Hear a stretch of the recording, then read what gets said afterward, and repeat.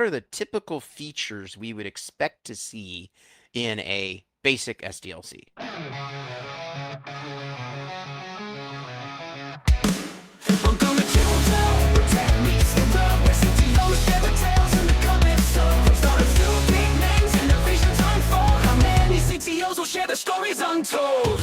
Hello, and welcome to another edition of How Many CTOs Does It Take? My name is Scott Porad, and this is my trusty co-host, Brad Heftegaub.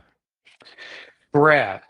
Normally, we try to avoid talking about the date in these podcasts because sometimes they get shuffled out of order in how we release them. But today, I think there is an important and time-sensitive topic for us to discuss. Now, I know you are a music lover. I am.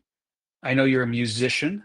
I am. I think you even owned your own record label True for a statement. while. So the most important question of the day is, have you listened yet to the new Taylor Swift album? I have not. I You have have not. I have been busy listening to other musicians that I recently discovered and Oh, that have been really fun and have really excited me. I'm actually in the middle of this month. I'm going to so many concerts, and that's been an opportunity to see bands that I've known for a while but never seen live before. And then the opening bands are always a nice little surprise because you go there for the headliner, but you see an opening band and you're like, oh shit, they're pretty good too. 100%. I got a lot of questions for you. In my music festival going days, I always like to go early in the day when it's not crowded. You can wander around and you get a smorgasbord of bands you never heard before, hear three, four Yeah, songs totally. from each of them. So I'm curious to know what you're listening to that you like right now. And I'm sure all of our tech loving nerds out there are excited to know about this too. But what are you listening to right now that you're excited about? And what are you going to see? Well, let's see. I went to go see last week I saw really fun band JVB. Joey Valance and Bray. They're a Mm, fun hip hop band that blew up on TikTok a couple years ago with their Punk Tactics song, and I got to see them live. Actually went to that show with my youngest child, who's a Gen Zer, so she had fun. She's like, Dad, they're playing all the Gen Z bangers, and it was fun. They're a super fun hip hop band. Um, and then Out of curiosity, where was that show at? that was at the Showbox. Um, and it was all Market or ages. Soto? It was at the market, and it was all ages. So, but we're both over 21, so of course we hung out in the bar area and had a good time. For all of our listeners who are not in the greater Seattle area, they need to know that the Showbox Market is the best club venue in Seattle, in my opinion. It's pretty great. It's And, really great. and Okay, then, who else did you see? I saw this week. I saw the band Soft Play was the headliner. They had an opener, Kenny Hoopla, who I'd never heard of, and Kenny Hoopla was way more That's fun than great. I for just a random opener. This is a good time. It was really a good time. You saw The Who. Saw The Who on their supposedly last tour ever, but I've gone to at least three Who concerts that were their last tour ever, so it's hard to track. But this one looked like it really was going to be their last tour ever. I have this friend who the very first concert he ever went to was, I think, in 1982 or 1981 or something like that. And it was The Who farewell tour. Nice, nice, yeah, exactly. It was the one with the Clash, I would 1982. imagine. I was I like, I was too young to know. Yes, that was also a farewell tour. Anyway, and then up next is Turnstile with Emil and the Sniffers, Speed, and some other opening band. And then after that, we've got the Super Suckers, and then Heat and Boss. All random shows I'm gonna go see. It is fall music season for you. Please tell me that Emil and the Sniffers is a punk band. Oh yeah, for sure. Emil and the Because what a great punk band name. they're from Australia, and they are. I'm pretty sure they're Australian, not New Zealand. Maybe they're Kiwis, but they're either Kiwis or they're Aussies, and they're just like rowdy pub punk rock, and so lots of fun. Love it. Well, I've seen some music lately. Yeah, tell me. By the way, we're turning this into the How Many CTOs musical podcast. It's really true. I was in California last weekend and saw 3 shows at the Hollywood Bowl. Oh, cool. I had never been to the Hollywood Bowl before. The sound was excellent. I saw 2 nights of LCD Sound System, Oh, yeah, which is a cool. strong recommend. Love Yeah, those, totally. love them. And I saw 1 night of Big Thief, Oh, okay, cool. which all the kids know and love Big Thief. Yeah. And so all this music, and we need. Have you listened to the new Taylor Swift album? I have not yet, but Okay. after we are done recording today, I will indeed put it on and listen to it. All right. I don't know if I would go as far to say as I am a Swiftie. I think to be a Swiftie, you got to know the lyrics to all the songs. I don't really know that, but I'm a fan of Taylor Swift. I am impressed with her as a musician and an artist, uh, and overall just a force in the entertainment industry. I definitely would agree with that statement. I think she's an amazing entrepreneur. I think she's amazing.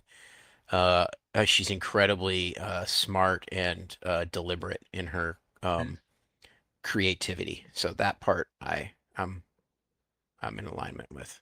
Now, I saw Taylor Swift. Was it last summer that they had the Big Eras tour? Or was that two? That was like 15 months ago. I That think was that the was Big like, Eras tour. yeah. I went to see the Eras Oh, tour. wow.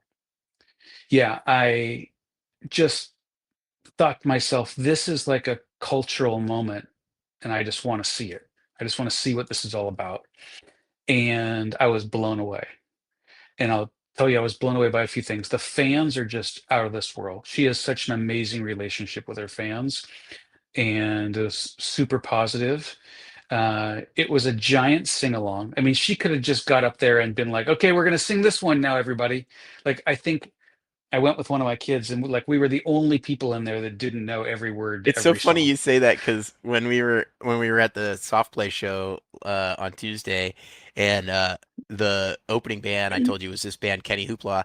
The crowd, there was clearly a crowd that was there for the opening band, Mhm. and they knew all the words. And I turned to my buddy and I was like, I forgot to do the homework. Right. One last box to check here. Are you familiar with a band from England called Pulp? Oh, as in Pulp. like, I don't think so. I've not heard of them. Okay. Check them out. I no, I have no idea. They were the opener for LCD Sound System, Oh, and we were walking in towards the end of after their set was over the first night. We didn't go to see them the first night, and there were people walking out. Like people just came to see the opener, oh yeah, which for sure. was doesn't happen very often. And I guess this is a band, they're closer to our age, or they're a little bit older, and they're sort of on a little bit of a reunion. And There you I don't go. know, I thought maybe you'd heard of them. All right. Well, okay, the music section of how many CTOs does it take is over. All right. We'll move on to the software section The of software party. section. It's like a mullet. We're going to go to the front of the haircut now, Party, and business up front, party in the back. business up front, party in the back. So we got business to talk about, and today I think our topic is the SDLC, the software development lifecycle, and I think specifically what you told me you were interested in discussing was the documented SDLC, the thing that's written down. Yeah, I mean, I presumably, whether you write it down or not, every team is following some kind of a life cycle. Somehow it gets done. It's done somehow. Yeah, and I think it's interesting, right? Like I I've worked with ventures of all different sizes, right? From I mean, I guess I haven't I mean, the largest company I ever worked for had 2,000 employees, but so I've never been bigger than that, which obviously there's some, the bigger ventures out there are even bigger. But everything from two guys in a garage to, 2000. And I think it's interesting that there's clearly an inflection point where at some point you look around and go, "Oh gosh, we should probably write this down how we're doing this." And I was just kind of curious about picking your brain, Scott. I know that you and I both worked at 98.6 together, where I think we were both really impressed with the sort of the thoroughness of the documented SDLC that they had. But I Mhm. just kind of wanted to chat a little bit about like when do you need one? Why would you need one? What are the core elements that need to be included in it? Like if I'm just a one guy in a garage with a AI coding agent, should I think about my SDLC? I mean, maybe actually, come to think of it, I mean, I guess once you go start to make yourself a deploy script, then you're thinking about it, aren't you? Totally. You're thinking about how do I get this software off my. I guess as soon as you decide to commit the code to a repo, you're thinking about an SDLC, Yeah, right? because that's like that's it. Conceptually. Yeah, totally. Totally. Well, what have you found? Well, I want to talk about what we experienced at HealthCo. I came in there and the SDLC was already in place and it was pretty robust. And what I think I appreciated most about it was two parts. One was that um, it was like a tool for retrospectives, if that makes sense. What I mean is, if something went wrong, the team would ask, "Well, what does our SDLC say about this?" And if it was silent or if it didn't say how to handle it, so, "Oh, well, that's something we need to come to agreement on how we handle this situation." And so it almost became a repository for working agreements for how we were going to work together. And then the other thing I appreciated about it, there was an owner of the SDLC, and there was like a quarterly amendment and update process. It was kind of like the Constitution. People could propose amendments, and then I guess there was a committee of people who approved them. I don't really know how that process flowed, but and then maybe it was more an RFC thing or something. I'm not really sure, but and then they were sent out. And, it was updated, and it happened every quarter. So as we learned during the quarter, oh, here's a mistake we made. Here's a mistake we made. Here's a way we could do it better. Then we sort of codified that. So that's what I liked about it there. I think it existed there well, I would imagine it existed there for two reasons. One is a compliance reason. There's lots of compliance regimes. I don't know if lots of them, but there's some compliance regimes that say you got to have it. You have to have documented how you make software. And then I think the other was they were doing healthcare and the quality was really important for them. And so they wanted to have a consistent process. And I don't remember the exact words, but the preamble that was written in that SDLC, which said something along the lines, which is, software development is an inherently complex and ambiguous process. It's a creative process.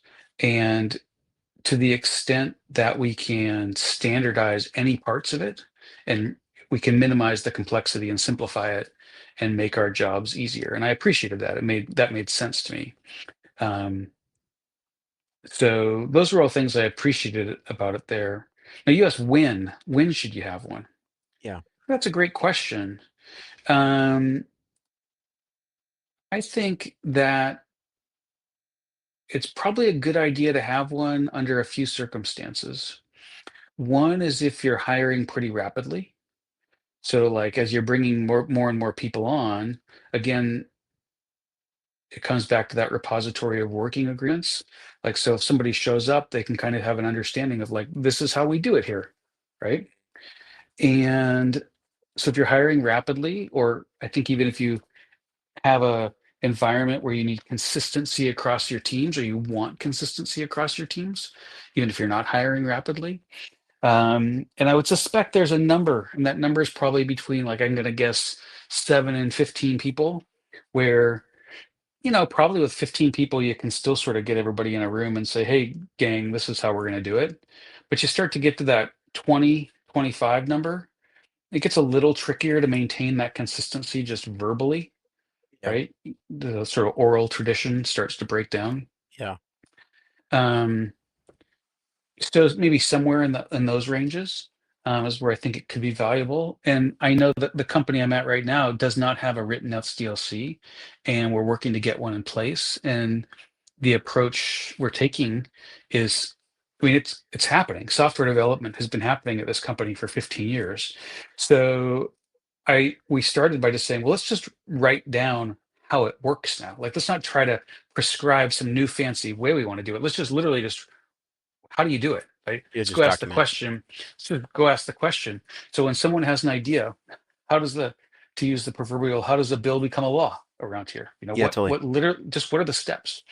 And then we can go ask the question, okay, where do different teams do it differently? And we want to make it consistent, or maybe we don't mind that it's different on different teams. What do we want to improve, et cetera, et cetera. But I think that's where you start is, uh, you know, how do you do it now? I think that makes a lot of sense to how do you do it now. Um, and I think that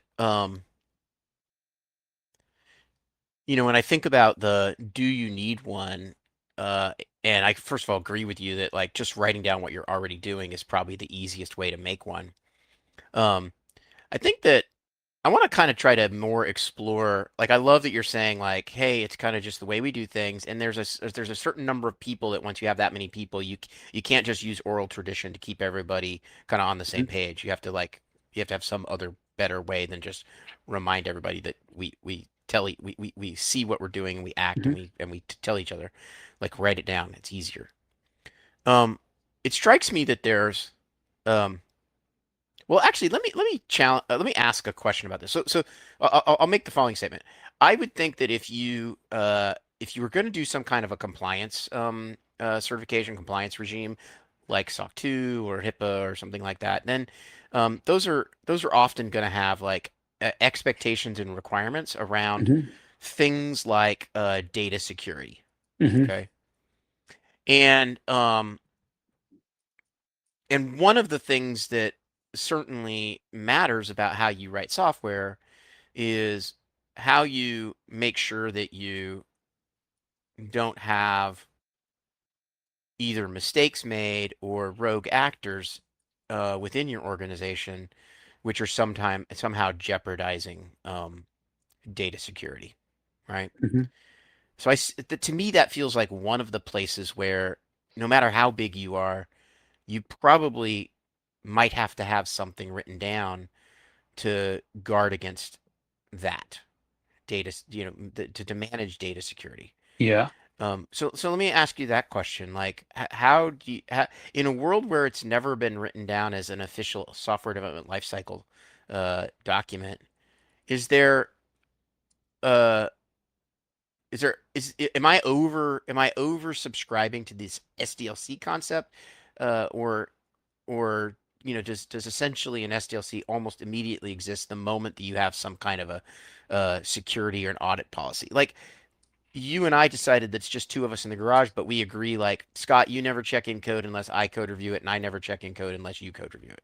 Mhm. Like is that to me already almost feels like the beginnings of an SDLC. There you go. Right.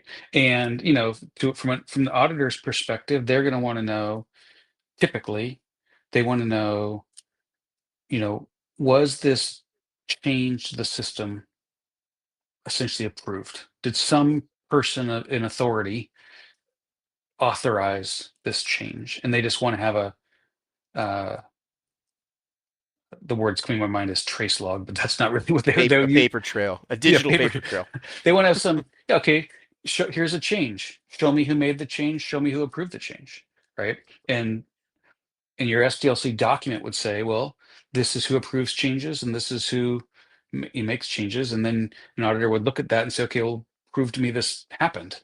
And, Yep. maybe it's something as simple as, well, uh, the person who made the change is whoever created the pull request, and the person who authorized it is whoever reviewed it. And you can go look in our GitHub and see that every change has an author and an authorizer, right? Yep. And then they might ask, well, okay, why are those reviewers qualified, or who authorized the reviewers, right? um some companies might say, oh, well, all engineering managers can be approvers, or all senior engineers can be approvers, or something.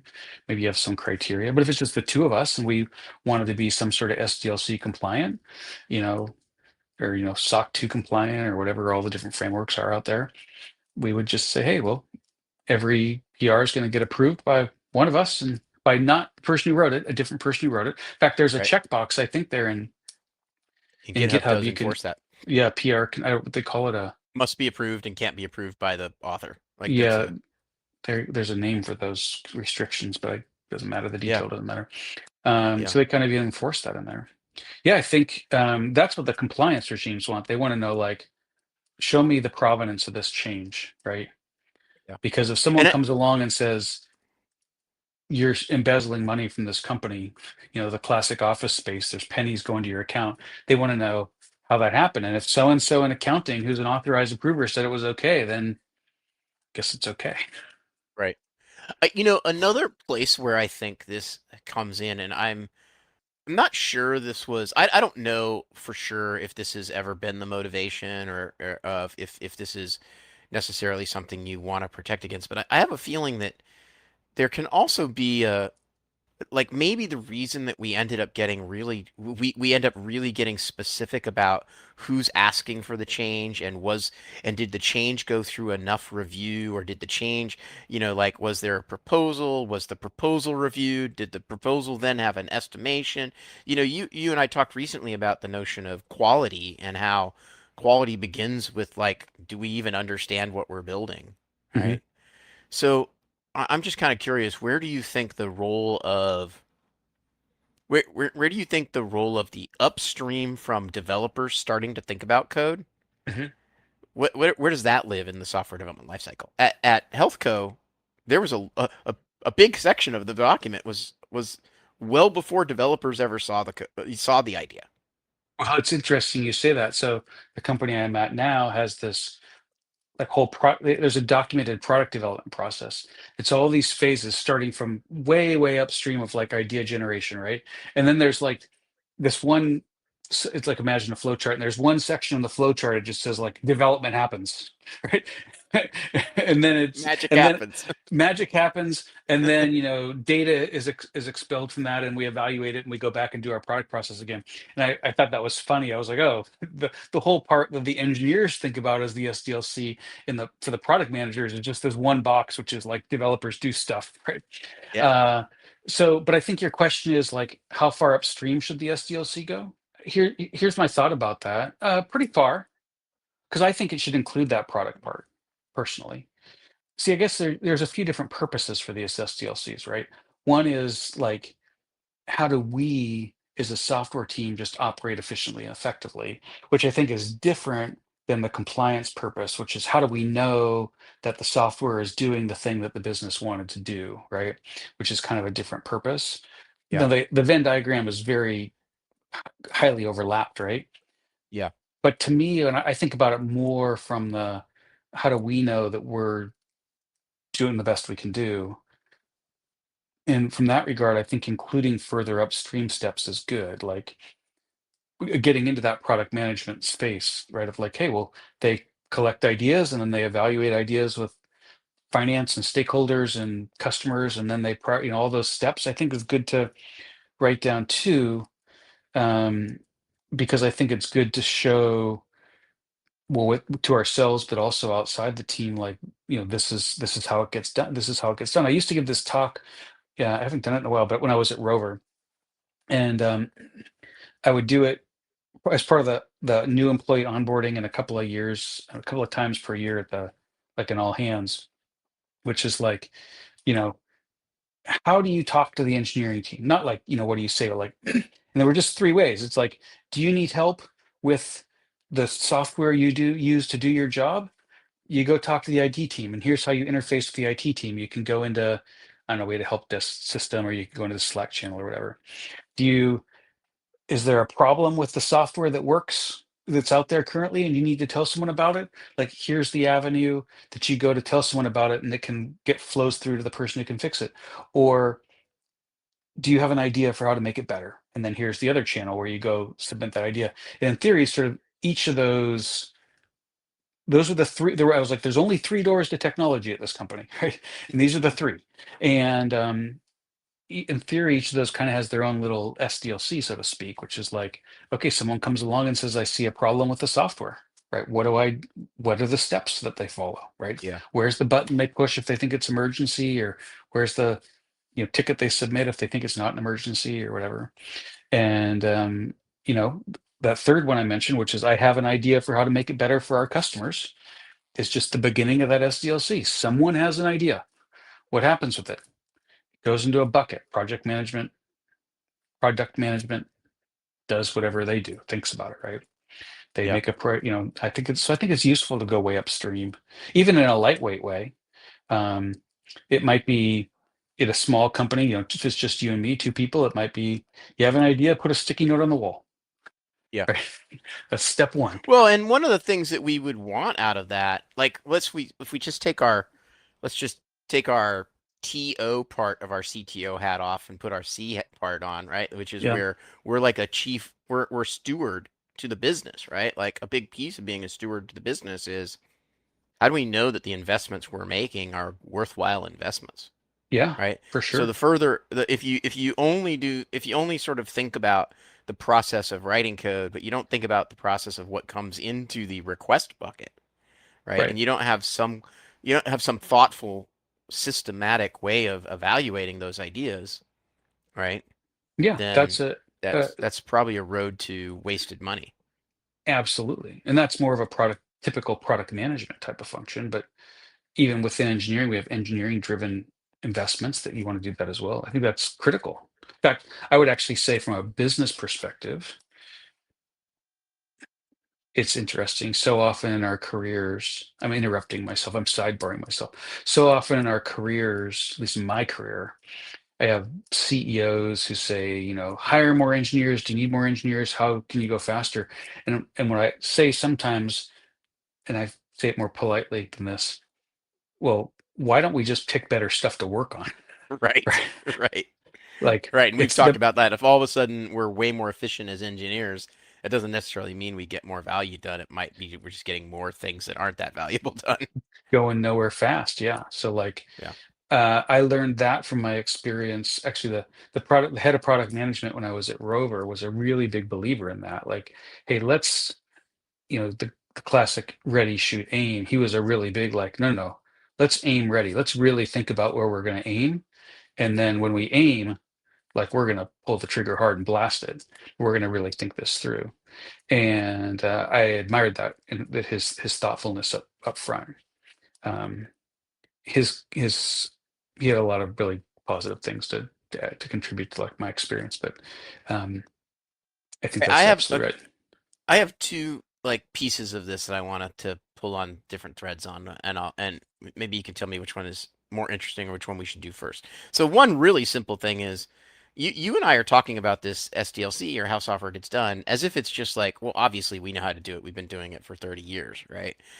But what are the bare minimum or what are the typical stops along the way? Like what are the typical features we would expect to see in a basic SDLC? It's a great question. I would think the bare bones minimum. I haven't thought about this before. This is a really good question. I would think the absolute bare bones minimum are the following two things. Where is code stored and how is code deployed or built and deployed if it has to get Hmm. built?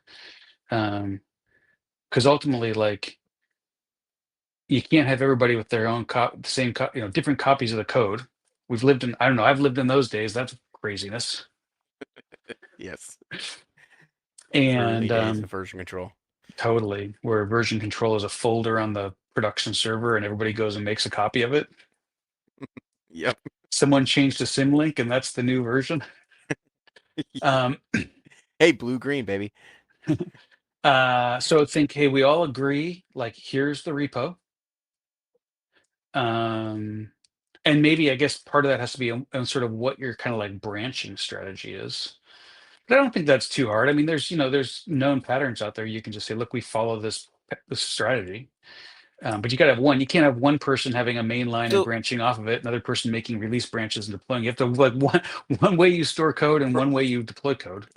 okay, hold on a second. So I like this. I like where you started. If you start with the um, we could start with the end in mind, right? Mhm. How is the thing that the customer is using, how did it get into their hands? Yeah, That's deploy. So yeah, it's how do deploy. we deploy this thing? Okay, and then if you're going to answer the question, how do we deploy this thing? You got to have an answer of where did it come from? Where did we store the thing that got deployed? Right, Right. the And source there's a code. piece in there between, which is maybe the build piece, right? Yeah. Yeah, where So did it we come have this. from? How do we deploy it? Where was the source code stored? And we just inserted a new step called the build process. Yeah, which is Right? like, what is it? Yeah. Okay. Now, if we only have those three things, I don't think we have a very interesting software business. And the reason I say that is because you haven't yet talked about how we change it. Because it feels like Yeah, how we change it is going to be the very next thing we need to answer the sure, question of. sure. So then, yeah, the next is how do you change it? What are your Yeah. what are your processes for changing it? I had this. I can't remember the saying. Rats. I had a sticky note with it on it, but like, if I'm doing something new from scratch, all the way a production thing, I try to just like get the Hello World app all the way to production first, because then from there on out it's easy. You're just making updates, right? They're Yeah. big updates because it's right.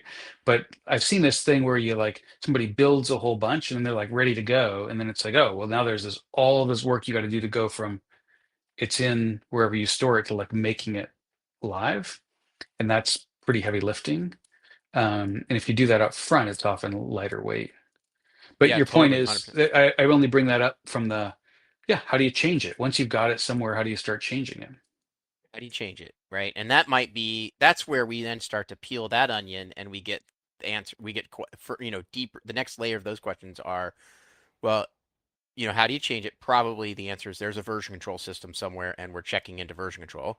Um, And we're how do using, you how do you validate that you want the change before yeah, you really commit to the change? And so that's part of the how do you change it, right? yeah, But it starts to really pull on different questions around maturity, which I think are, well, uh, how do you test it? How do you audit it before, how do you audit it from a code quality perspective, right? And these are sort of the things that the questions that get inspired by the now we're talking about how we change it. yeah. Scott, you and I are going to have little two guys in a garage. How are we going to change this? And we might say, you know what? We've both been doing this so long. We both trust each other. Like our answer to how we change it is change it, Brad. If you want to change it, you change it. Scott, you Yeah. change it if you want to change it. And we just we speak in an unspoken language of trust that we know that we're all right in the like you could write it and I could write it and it would feel Hmm. like it came from the same brain, Hmm. right?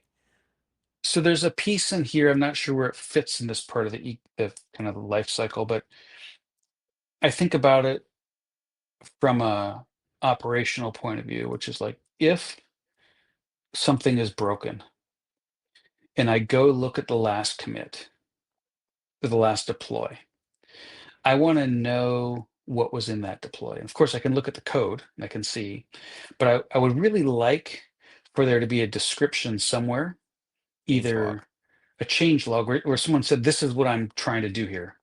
Yeah. It can be in the pull request, it can be in a ticket that the pull request references, but I've always found that a really, really useful piece of like, hey, it's 6:30 p.m. on Friday and everything broke. Yep. What was the last thing to change and what were they thinking? Right? Yeah, it's so interesting. I'll have a little side note on that.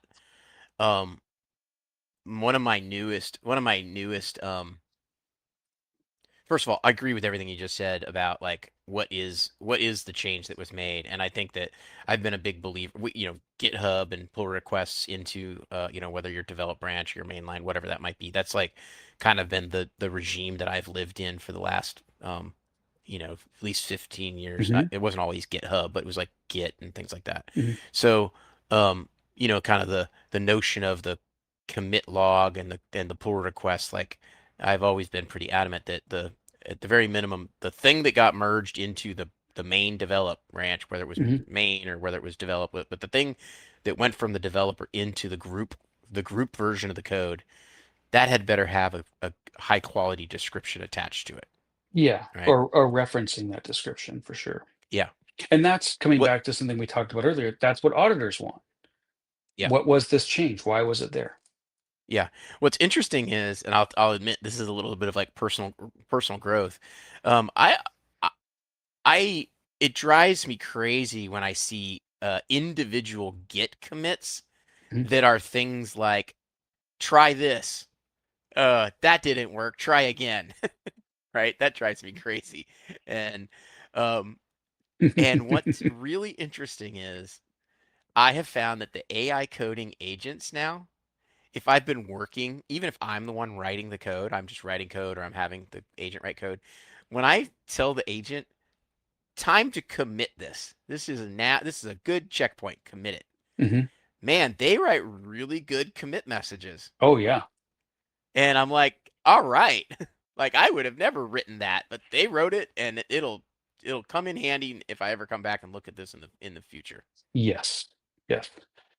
Okay, so that reminds me of something because I was doing it the other day on something I was working on, which is version numbers Yeah.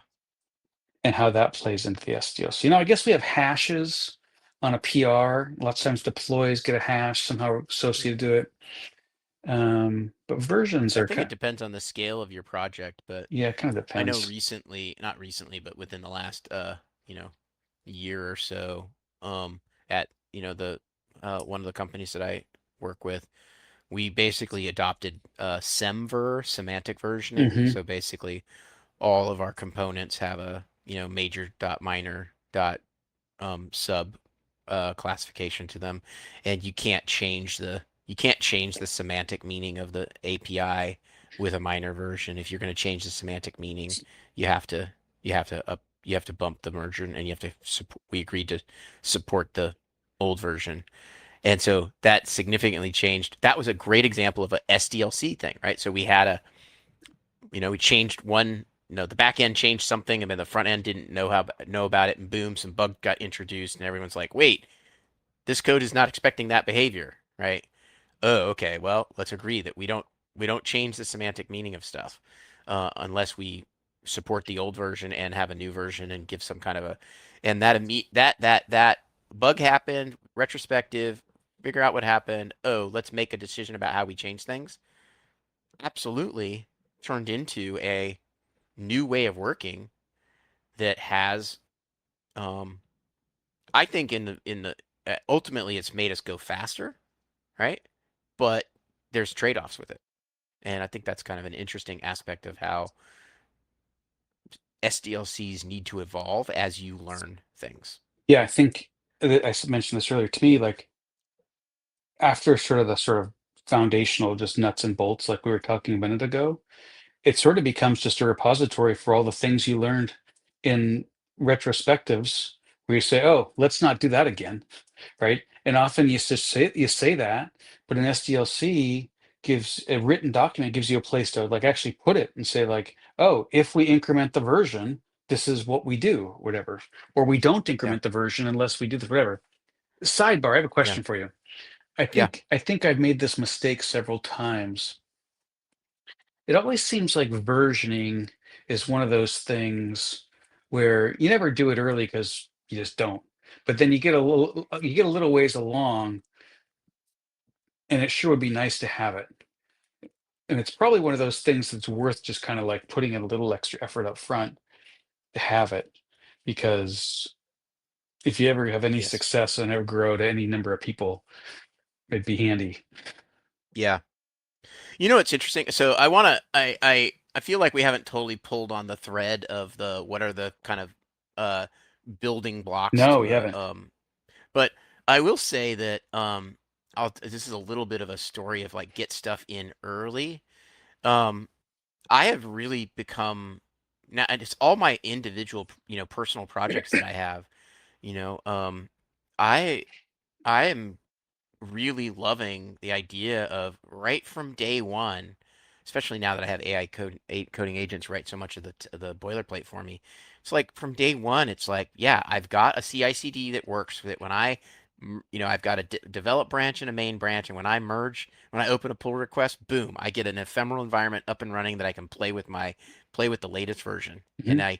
and I've got, automated end-to-end tests and automated unit tests. And every time I ask the agent to write me anything, I tell it, you must make sure the unit tests have 100% test coverage Yeah. and it must be linted. And so, like, these notions of like lint, end-to-end unit tests or unit tests that have coverage, end-to-end tests using Cypress or Playwright or something like that.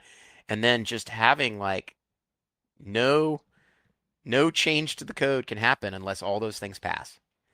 And even with it just be me and my friends Claude and ChatGPT writing code on these projects, I like having um, that those guardrails. Yeah. So a little while back, we recorded an episode about QA.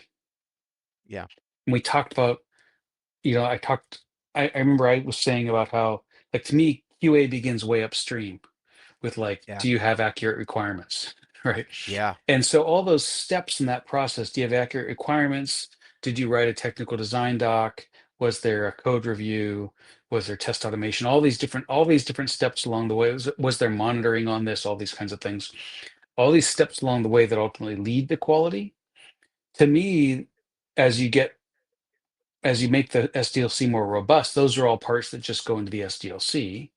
And what you're kind of saying is, well, now the robots do a lot of those parts, which is pretty cool. Um, but I think But I there's, feel like I still want them to have the SDLC governing them. yeah, for sure.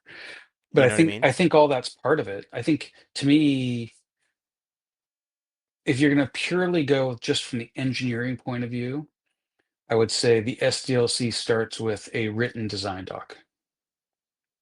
Someone's asked you to do something, they've communicated it to you somehow that they want you to change the system.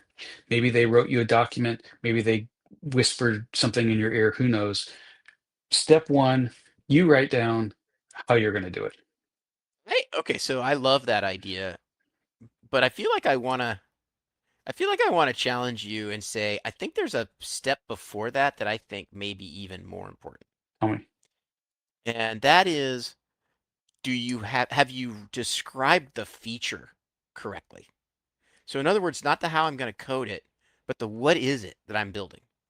And I say this only because um, I was working with this team recently where I they came in and they asked me to do a code audit. I did a code audit and I was like, oh, the code's in really good shape. But I then went and said, where are all your artifacts that describe this code? Like, where are your feature briefs or what is the, what? And I found that like they didn't have anything. It was very much uh, like the product owner was very much like a in a live meeting and describe it to the engineers and then the engineers would build something. And like the capturing of that was like not was nowhere. Brad, I And have bad news to report. yeah, We are in violent agreement. I wanted to fight over this. Yeah, Yeah, so it's interesting because what's interesting is then when I worked with that team, I was like, "Hey, you need to start writing these feature briefs." And I took a little bit of time and wrote some feature briefs for the based on what the product owner wanted. And the development team's reaction to this was, "Oh my God, this is amazing. We've never had this. This makes our job so much easier." absolutely. So a minute ago, I said if you were looking at it purely from the engineering point of view, you'd start at That's the technical word. That's design the doc. phrase I missed. But if you really start the whole thing, yeah, I think it starts with just a project charter, a one pager. No more, maybe you could do 2 pages, but that's the maximum of just give me an outline. What is the problem? What's the high level solution? Like, what are you trying to do here? Right? Yeah. A user story, right? It could be as simple as user story, right? As a client, I want to be able to cancel my order so that I don't get the thing I bought, right? Yep. And it has to start there, and then it goes through, depending on the scope of it, maybe a functional specification, maybe wireframes or high fidelity designs, maybe interactive designs. Someone made something with Figma, maybe they vibe coded something with Lovable or something like that that actually Yeah. shows the engineer, here's how I really want it to work. It doesn't do anything, but I want it to interact this way. Yeah. um, yeah, all that feeds up to, now the engineer says, okay, you've told me what you want. I'm going to write a document that I refer to as I like to call it an implementation plan. Here's how I'm Yeah, I going to like make that that term. come to life. The company I'm Yeah. at now, they call them technical design docs. I've heard them called all sorts of things, right? But I like implementation plan. Okay, you told me what you want. I'm going to tell you how I'm going to make it, right? Well, what's funny is that's what I'm more and more adamant that I tell my AI coding agents. Don't write any code. Before you write any code, tell me what your plan is. Give me your implementation plan. Yeah, absolutely. Yeah. We've you said that to me. I've experienced that. We've had people on this show who said that's the way to do it. And Yeah. we've talked earlier, I don't know what episode it was, but about how, look, AI can only do these like 5-minute tasks, right? So you got to get the Yeah. implementation broken down into little pieces. Um, yeah, to me, the SDLC starts way up there. Somebody has a user story, right? Or they have an Yeah. epic. They, I Yeah. want to be able, as a business, I want to sell widgets so that I can make Yeah. money. It's interesting too because I think that like I haven't played around with this yet myself, but I feel like an experiment that I'm interested in trying out. I don't do this for my own projects. Like I don't have uh Jira or Trello or using GitHub issues. I don't like create a bunch of to-dos and then have them sitting there ready for me to check off. The to-dos tend to be in my brain, you know. But I think more and more, if we think about this from so again, I just feel like there's this whole like confluence of events of like, what does it mean to build software well? And now we have this notion of we have all of these, you know, we have whether we're hiring real human beings to do it or whether we're using AI coding agents or we hire real human beings that use AI coding agents, right? Like the I'm more convinced than ever that the notion of what are the building blocks necessary to build software well, right? Whether that be high quality feature descriptions into high quality implementation plans into high quality code into high quality testing into a high quality CI/CD process and whatever that whole pipeline right there. um I think it's more and more important whether they're flesh and blood engineers or silicon engineers doing these things. Yeah, especially that upfront stuff, Yeah, because and so that then that upfront stuff that makes saves so much pain downstream. yeah. So that's the experiment I haven't done yet, which I think maybe that's the next thing I need to do in sharpening my own saw or sharpening my own axe is, you know, set up my set up my own personal Jira or my own personal GitHub issues and start writing out my tickets. Okay, so Start I have there. 3 thoughts for you. I'm gonna just say words so I don't forget them all. There are square, circle, and gherkin. Let me come back to those. Okay. My colleague Johan Heller gave a great presentation once to some product managers about the importance of requirements. And he said, look, if you give me a requirement that says you want a square, what do you want exactly? And Right. he had one slide and it was a geometric square. He's like, do you want this? And then he had another slide, which was like, the square cash register thing that they've got, coffee shops and stuff. Or did you want one of these? Or then the next slide he put up was, like one of the, in carpentry, there's like it's actually triangle shaped, but they call it a square. And, Right. and he put, or did you want one of these? Like all of those are squares. Right. So like Right. which square did you want? And if you just say you want a square and aren't more descriptive than that, I well, there's a 2 out of 3 chance I'm going to build you the wrong one, Yeah. right? So Right. requirements are really important. Circles. You just mentioned the word pipeline, and we sort of talk about this in very waterfally way. But each of these steps actually is a bunch of kind of loops that go Yep. around and round. Yep. Um, and people are often uncomfortable with that. And it's just like, look, keep on going around on this spec till you get it right. Keep on going around on this TDD until you get it right. We go around on the code until we get it right. We don't just write the code once and say, well, it's done, I'm going to Right. commit it, and it's all buggy and stuff. No, we keep Right. on going around and around. So it's Right. hard. People want to write these documents and have this mindset that we're doing all these stages and going from one from the other. But actually, each stage is a loop.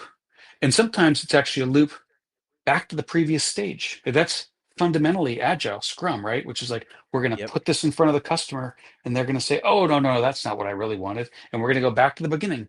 And that's very hard to write in a document when we use, words and bullet points and indentation and, what's the when what do you call the not bullet points when you have the letters and numbers? What's that called? An outline. When you have when you have an outline, it's very hard for us to capture that in writing, Yeah. right? But it's Yeah. really the key to the successful thing. And the last thing I said was Gherkin. There's I'm not super familiar with this. I've never actually personally used it, but there's this framework. I think it's called the Yeah. Gherkin framework for writing requirements. And I once worked Yep. at a company where we had this contractor who wrote this thing so that a product manager could put requirements using this Gherkin framework right into a ticket, and it would read from the Jira ticket and change the code.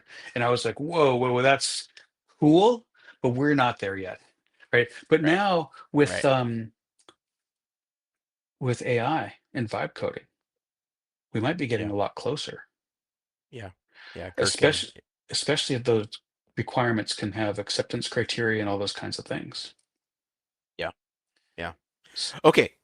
So here's the other topic that I was wanted to pick your brain about. And I always ask this whenever we talk about one of these uh, uh, best practices, or like Mhm. whenever we talk about these notions of like, you know, systems for improving software productivity or development. I always like to ask the question, well, what are the unintended consequences? What are the potentially toxic side effects that can come from this? And I I believe I have seen in practice, and I think that it's explainable that this can happen, that some teams can just get overly literal or overly focused on the rules of the software development life Mhm, cycle, mhm. and has sort of weaponized them against uh, each other. Yeah. And I'm just curious what your experience on that is, or what you think about, I other haven't than the human nature of it, what do we do to prevent that?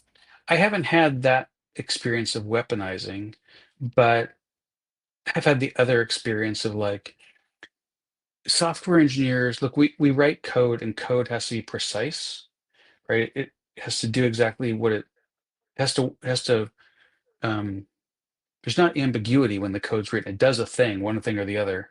And sometimes software engineers want their SDLC to like be equally as precise, and there's going to be gray areas. I see this also just tangentially related to like career leveling guides, right? These software Yeah, engineers, they sure. want like everything specified for how they get promoted to the next level. And it's like, well, look, we can't write every single thing down um, with how we make software. There is, if you follow these steps from software, it's not going to come out right. You still have to use your brain and you still have to Right. collaborate with your peers and have conversations and think a little bit, right? So to me, that's more of the pitfall, which is people want to go to such a level of specificity and get every single thing done. Well, if so and so does this, and then they want to every single step, as opposed to saying there will be a code review. They want to say this is exactly how the code review will happen, and this person rejects it, and then they do this, and if they accept it and they do this, and they have 48 hours to do this and so on and so forth. It's like at some point you just have to, you can't actually prescribe every single step of what we do. Yeah, that's the conversation around, like, we can't take everything literally, Yeah. right? And I see engineers getting wound up, but they want, it's just their nature. They want to like figure out every detail. Yeah. And I think that's probably, if you're going that way, you're kind of missing the spirit of it. Yeah, I think that seems certainly true. And I think that the one of the things I've noticed in some organizations where they um maybe it's because they get big, maybe it's because of um cultural tensions or things like that, that they they feel they gravitate towards notions of like accountability matrices, Mhm. right? Like, well, I don't know, this is a made up example, but like, well, I can't fix that bug because the software development lifecycle says that the product team has to prioritize the bug, and they get together once a month, but they haven't been meeting and they haven't been prioritizing. They haven't been tagging any bugs as Mhm. to fix. So that's why I'm not fixing that bug because the SDLC says I I'm not supposed to do that, And yeah, right? we're just talking Dilbert at that point, right? Yeah. There's this Dilbert. I can't remember Dilbert's buddy, not Asoc the intern, but the other one who was really a Okay. rotten guy. And he says, he's asked for, oh, Wally, that was his name, Wally. And he's in the status meeting and he says, the weekly Wally report is bristling with tales of success. And he says, I gave so and so inaccurate estimates because they didn't give me a good spec. And I gave, I submitted this bug because I didn't have time to do it right and so on and so forth. And then pointy haired boss gets really mad. It's like, how could you call any of that success? And he said, well, I don't have any written objectives to compare them to. And so it's kind of the same idea. Like, you know, if you get in these Dilbert worlds where people are just so either blindly following the rules or if there's no rules and they're just doing ridiculous stuff, again, it comes back to the same thing. At a certain point, you have to be a team, right? You actually have to be Yeah. a living, breathing, collaborating, we're in this together to make software. I've said this probably on this podcast, software is a team sport, right? It takes a village. Yeah. And there's a certain qualitative aspect of community and teams that you can't codify. Yeah. Yeah. I agree with that. That seems true. It's kind of That seems the very true. team part's kind of the most fun part of software, maybe. Totally. I mean, getting to see it work is fun too. Yeah, I mean, yeah, I think so. I mean, I know that in my career, the thing that gives me the most joy is that we built it together, right? Hmm. Like you can look across the table at the people that you built the thing with, and yeah, you built it. That's cool. Hmm. But it's also cool that you built it together, Yeah, we did it together. We you know? did this. Yeah. I feel like that's a great spot to stop. I agree. That sounds like the right ending. We did it together. We did it together. Awesome. All right. Well, ladies and gentlemen out there in CTO land, remember to tell all your friends to smash that subscribe button, to rate and review. And we'll see you here next week. Is that right, Brad? Yeah, absolutely. All right. Have a good one, everybody. This episode of How Many CTOs Does It Take podcast was edited by Saffron Heftigal. Our theme song was AI generated by Brad. Please follow us on all the social media platforms at How Many CTOs Pod. You can find us on YouTube, LinkedIn, Instagram, Facebook, Threads, X, TikTok, and Patreon, or at our website at howmanyctospod.com. And remember to rate, review, and subscribe on the podcast platform of your choice. Thanks for listening.